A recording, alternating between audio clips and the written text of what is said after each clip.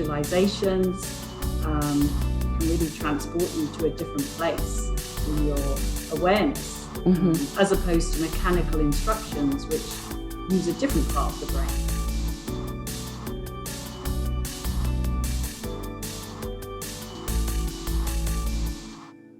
Welcome to this episode of Finding Your Range podcast with me, Jeannie, a movement therapist who specializes in hypermobility, EDS, and chronic pain. And I'm super excited to welcome our youngest guest to this podcast, Rachel Han, who's joining us today. So I'm going to read you her bio, and then we're going to get started chatting with Rachel. So Rachel is 17 years old. As I said, she's our youngest guest so far, and she lives in Long Island, New York. She's a senior in high school with interests in piano, language learning, ballet, and pretty much anything related to the study of the body and movement in general. Growing up, Rachel was very physically active and both a serious ballet and piano student. She first noticed symptoms of chronic pain and fatigue around 11 years old, starting in mostly upper extremities and gradually becoming widespread. By the age of 14, she had stopped all physical activity and started having difficulty accomplishing daily necessities, including schoolwork and simple things like brushing teeth or brushing her hair. Early last year, after many visits to different doctors, Rachel was diagnosed with Hypermobility Spectrum Disorder, or as we're going to call it HSD, for the shortened term during this podcast. So welcome, Rachel, and thank you again so much for joining us today and sharing your story with us. I really appreciate it. Thank you. So let's get started. So it must have come as a real shock. You were an active child, obviously very talented with, ballet and piano. And then at age 11 to start having some chronic pain, some pain issues, which, most people would think that's a bit unusual at age 11 to start having such severe pain. So what was that like? How did you feel at that time? Sorry. In the beginning, when I was 11, I think the pain started very, very minor. I just started having little pain in my hand, and I was kind of too young to comprehend what was going on. I think that kind of saved me, because as the pain got worse, I really just lived day by day, and I didn't look into the future and realize that this is a problem. I just kept on pushing and thinking it's trying to be normal. Yes. I guess going through those 12, 13, 14-year-old, like you're trying to fit in with everybody and with your friends. So I always ignored it. And I always wanted to be normal. I didn't want to be different. Yeah. But as I got older, maybe 14, my parents started getting concerned because I started having pain in my whole body and not just the upper extremities. And it seemed like whatever I do, I would always have pain after. And pretty soon I couldn't brush my teeth, comb my hair without a lot of pain. And But my parents didn't really realize how serious it was because I was kind of quiet about it. They knew I had pain, but I kind of hid it a lot. Yeah. And then when I went to one of my chiropractors, he had me bring a whole list of everything I had pain doing. And there was a whole page and all the little things like the combing your hair, brushing teeth, and all those doing schoolwork. And that's when my parents started getting really concerned. And they were like, what is this? It sounds very strange. Yes. And of course you had no idea, right? Back then. Yeah, we had no idea. My dad was then my dad sent me to get some medical tests, just very basic, just to make sure it wasn't cancer or something. Yeah. So really worrying, the whole family getting very, very worried and so difficult for you, not just on a physical basis, but emotionally. Like you say, you just wanted to be normal, right? You wanted to fit in with your friends and do what your friends were doing. And then this thing started to interfere with that. So that must have been so difficult at that time. Yeah, I'm also, you probably know this from working with me, but I'm a very driven person. Yeah. So I'm very task oriented. So that was very hard for me to not be able to get things done. Yeah. Yes. Yeah, I have this theory that a lot of people with these conditions are quite perfectionist, and we tend to push hard to get, like you say, you're task orientated, you want to do well, you want to do a good job, and we're kind of hard on ourselves quite a bit. But I don't know why. I just think that I've come across a lot of perfectionists over the years, me as well, which I'm trying to get out of, being quite so perfectionist about things. So there you are, you were going through your sort of developmental years and starting to experience this pain, and eventually you got a diagnosis. So what sort of doctors, how many doctors did you have to see before you got this diagnosis? So yeah, I had no clue for a long time since, I started at age 11. And it's interesting because I know a lot of people, they talk about how they went to a lot of medical doctors who didn't believe them and they had no idea what was going on. But for me, from the very beginning, I never really went to medical at first. I only went to alternative medicine because I think a large bit of it was because of my parents, especially my dad. He felt that the medical professional would not be able to help me because of the muscle pain is a very unknown realm, he felt. Yes. And so I started going to a massage therapist first. This was like 12, 13.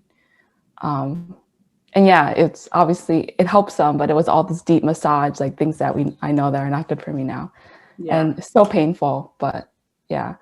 And then after that, I went to then after that, I went to 2 chiropractors. One of them is one that I currently see now.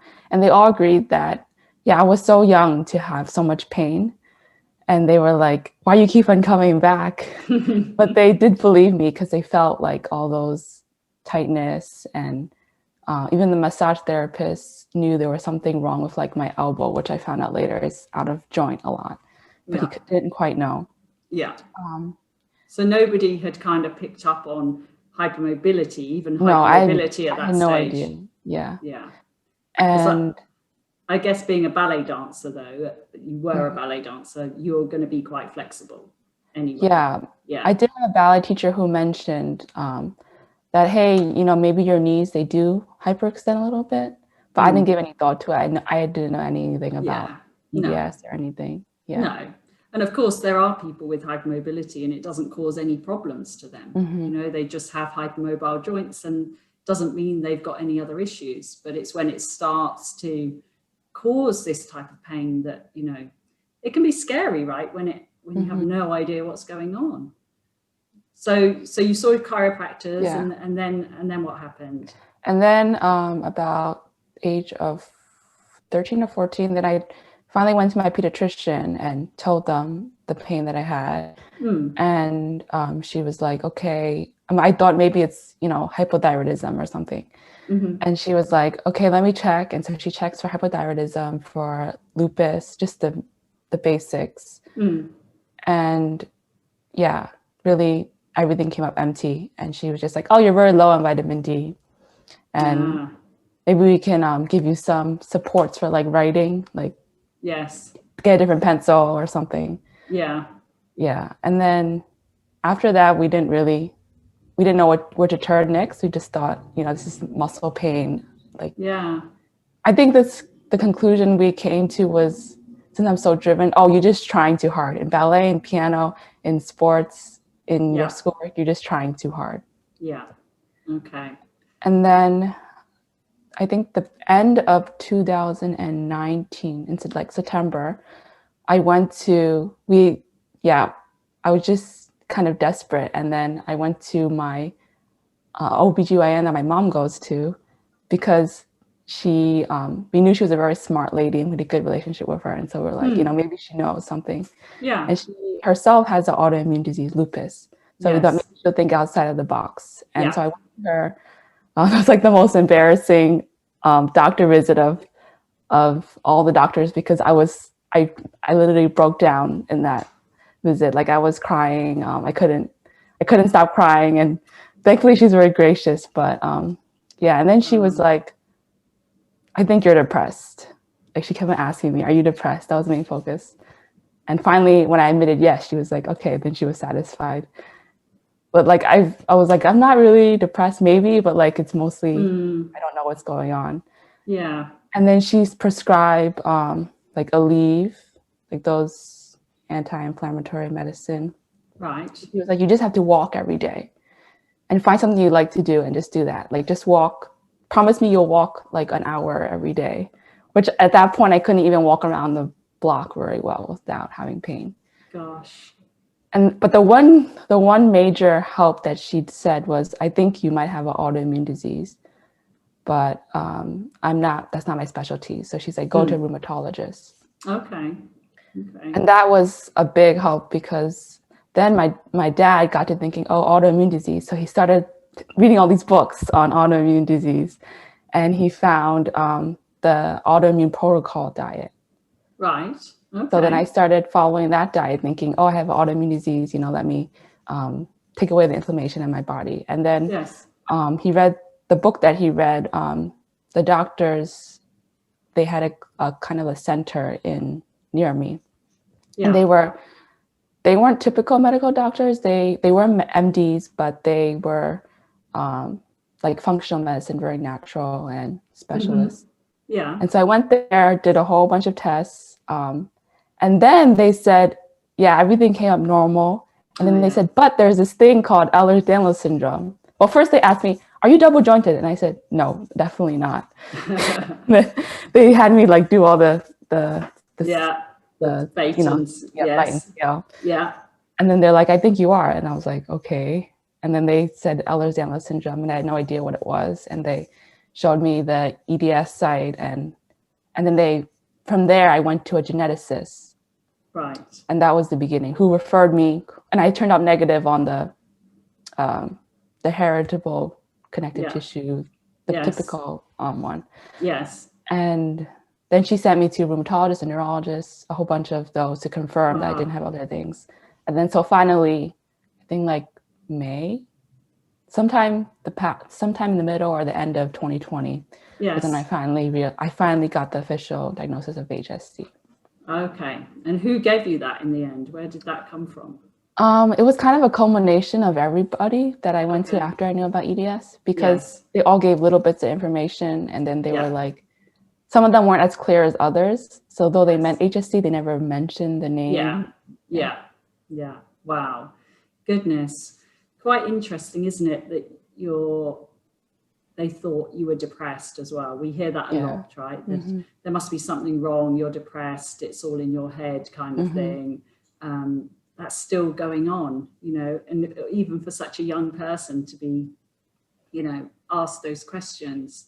So, what really struck me about your situation is that it really proves that HSD can be as just as severe as EDS. Oftentimes people think that it's a lesser condition. It clearly isn't. It causes the same issues as EDS. And it also shows that young people can absolutely have pain, widespread chronic pain. And yet, there are people out there who would say that you're too young to have such chronic pain. It's not possible. Yeah. What would you say to those, doctors who say you're just too young? Yeah, that's a hard question. I'm not sure. I don't know if I've ever had a doctor say to me directly, you're too young. They probably told me you have growing pains. Yeah.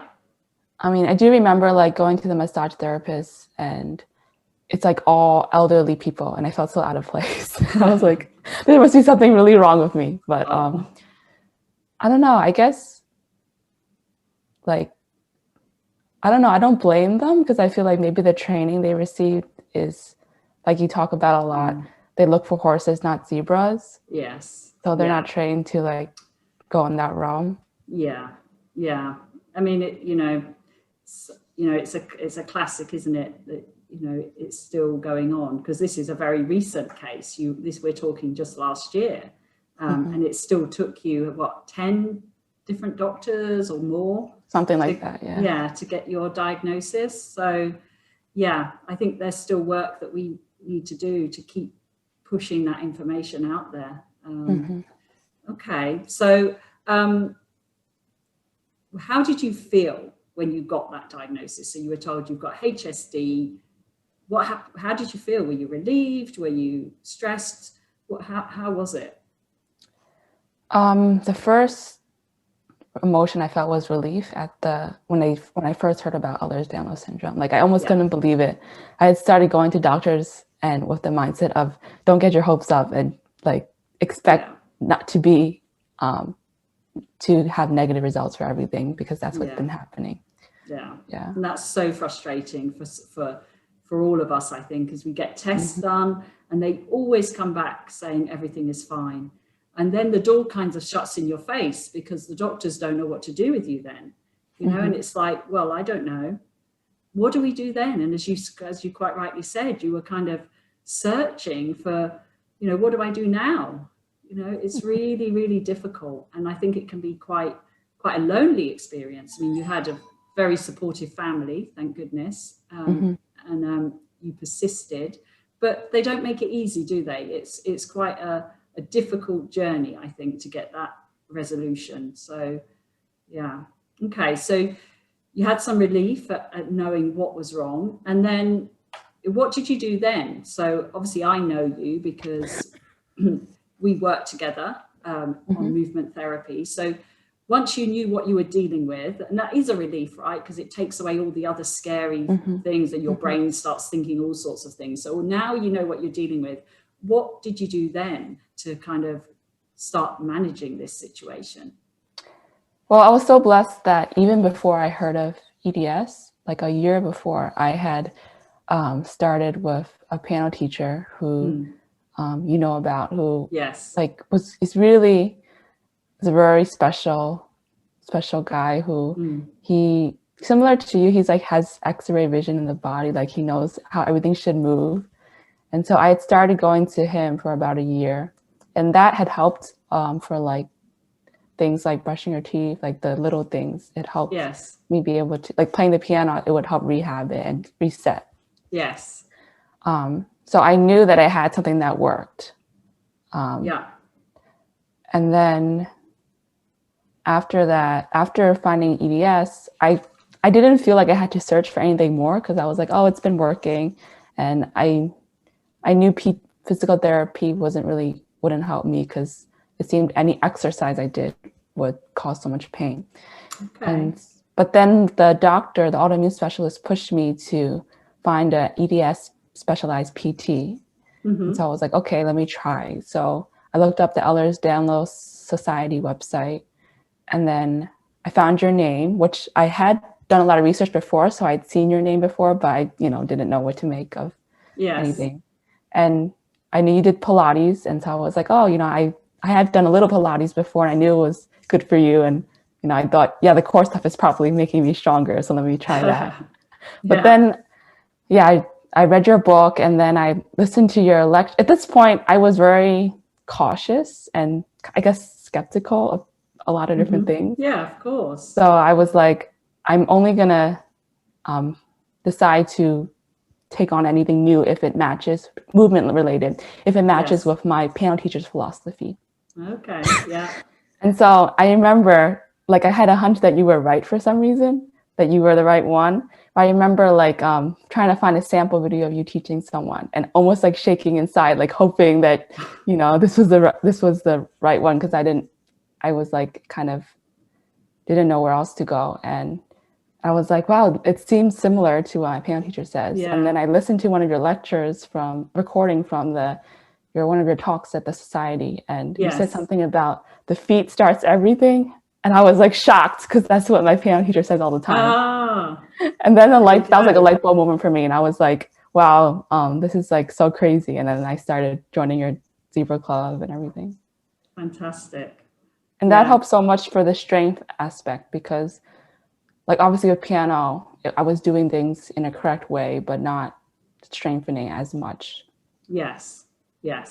So you said earlier that any kind of exercise would cause flare-ups and more pain when you tried to do so much tightness and then pain. Yeah. And how were you exercising a lot, or was it like just little things? What were you doing back then that was causing the flare-ups?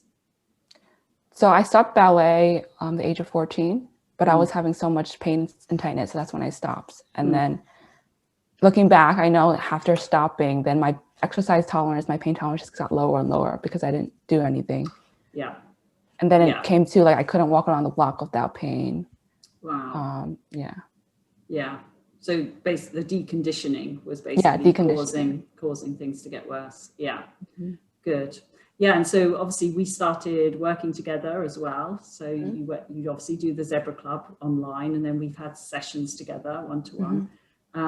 So what was it about the way that sort of I work and your piano teacher work? Obviously there's some similarities there with although I've never met him, I've seen your videos of him, and he's an outstanding man. He's just fantastic with his knowledge. But what was different about our approach to things that you've done before then? Because people will think exercise is exercise. What difference does it make? Some people say, I can't exercise at all. So what was so different? I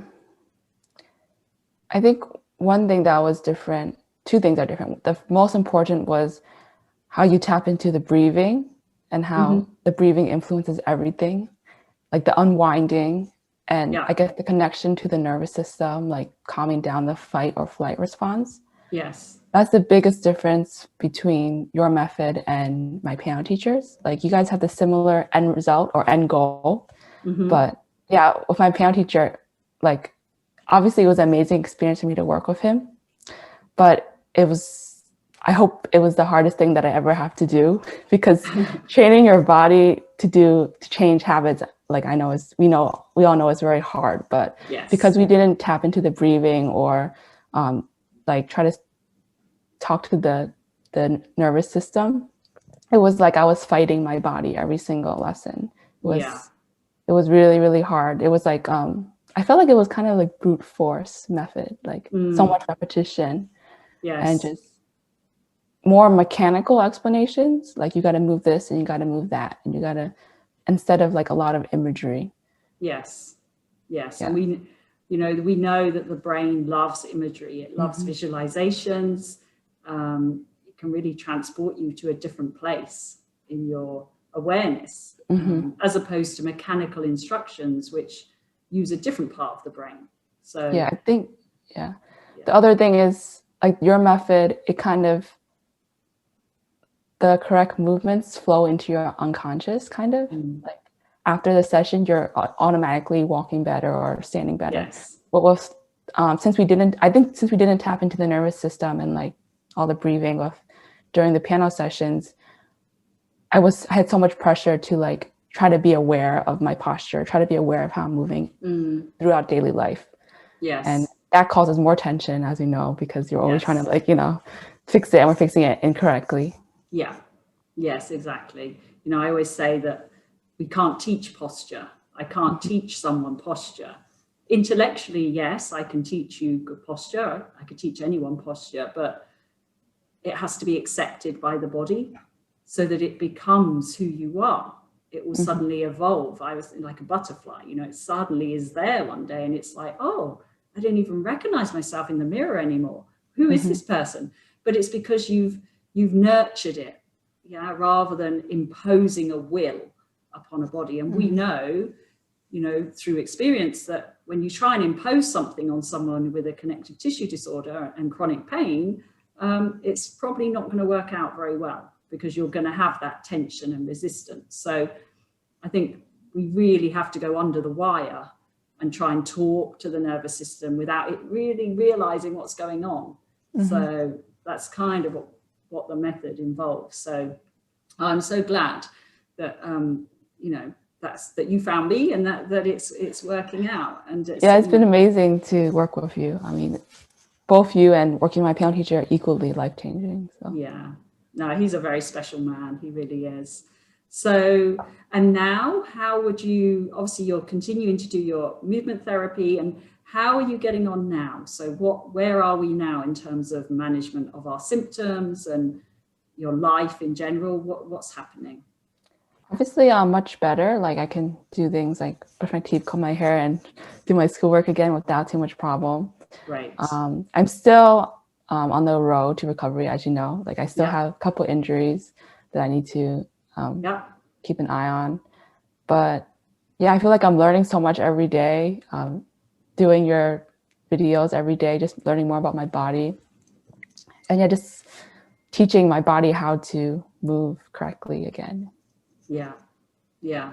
Oh, that's awesome. And I'm really pleased, and, it's not great having this at all. Obviously, it is a condition that we have to manage, but in a sense, finding out young, you're going to be so well equipped for what, years ahead now. So as you grow into adulthood, you're going to be so much more prepared than, a lot of people who don't find out for many years, and they're struggling for so long. So, you're looking after yourself and doing all the right things now, which is fantastic, and that's what we need more of. We need more young people to get the answers they need quicker, so they too can prepare themselves. Really, things have to change, I think, in that way. Yeah. I mean, I think, it's been hard for me, but at the same time, I see all the stories of people who they don't find out to 30, 40, 50 years later. And I'm like, wow, I've been so blessed to be so young and found the solution, found the answer. Yeah, absolutely. And it's put you on a different journey, I guess, now. You're like you say, you're learning so much about your body and movement. And I think it's really ignited a passion of your interest in the body, hasn't it? Because I know you study quite a lot about it now. So there's going to be people listening, I'm sure, teenagers or parents with teenagers your age, who are probably having similar issues in the UK or all over the world, in the States. What would you say to them? Is there any advice that would really help them at the moment? You mean in terms of finding a diagnosis, or? Yeah. What would you say for them if they're sort of on the similar journey to you? They don't have answers yet.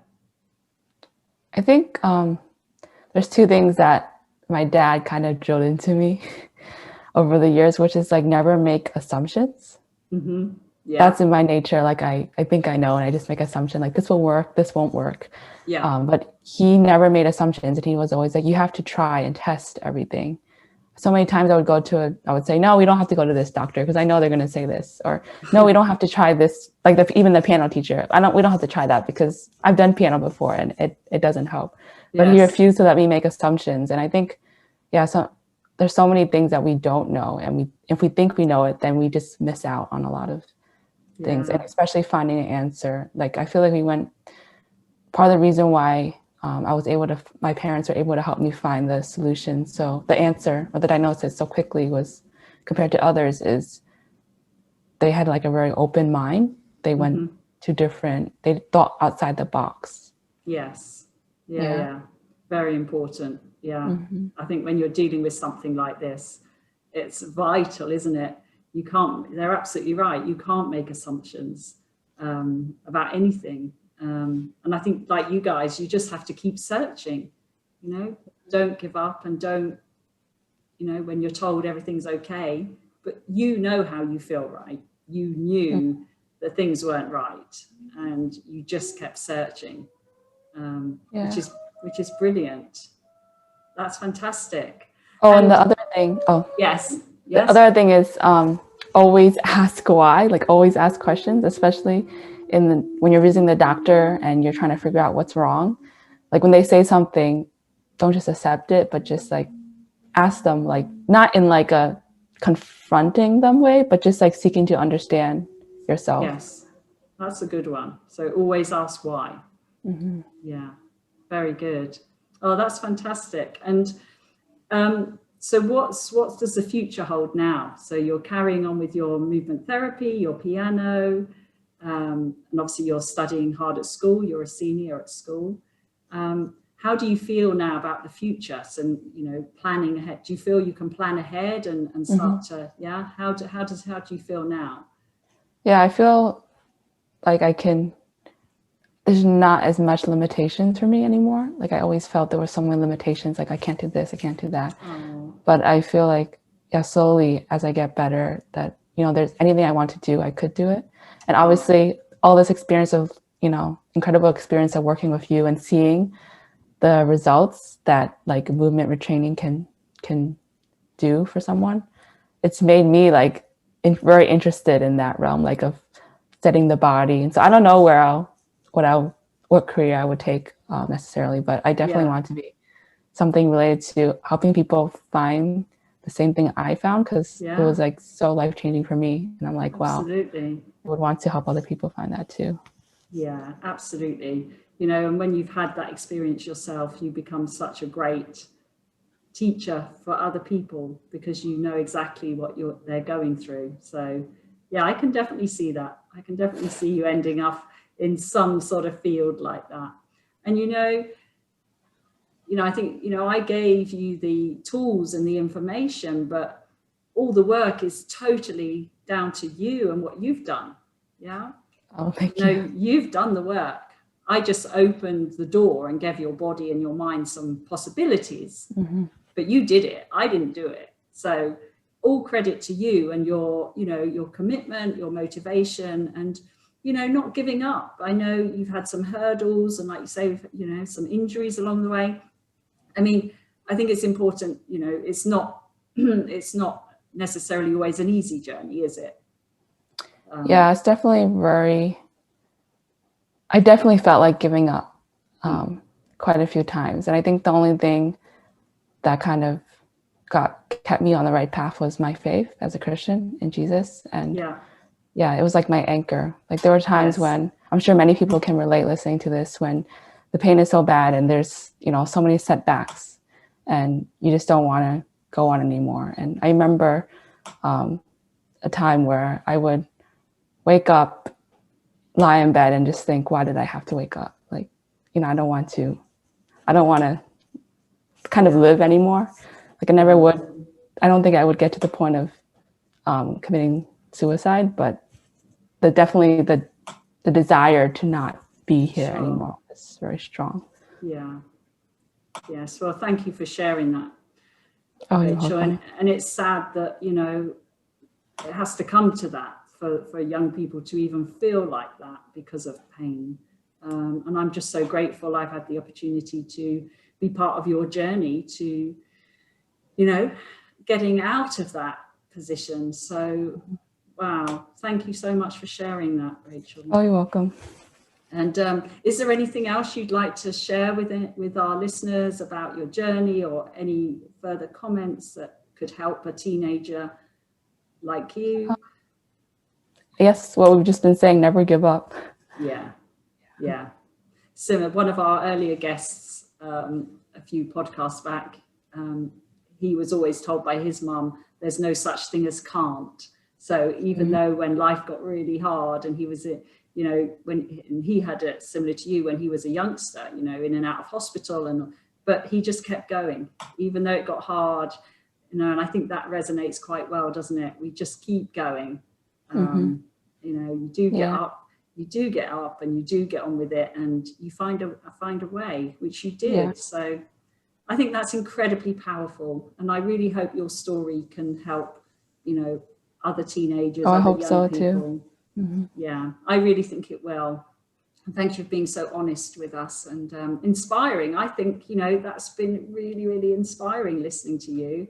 And what you've achieved in such a relatively short space of time. So amazing. Thank you so much. You're welcome. Thank you for having me. Oh no, it's my pleasure. So I hope everyone enjoyed that episode.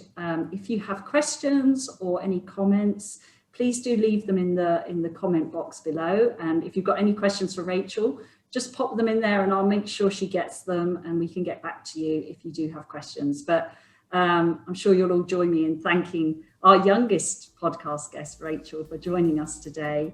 And thank you for listening. So until next time, keep moving.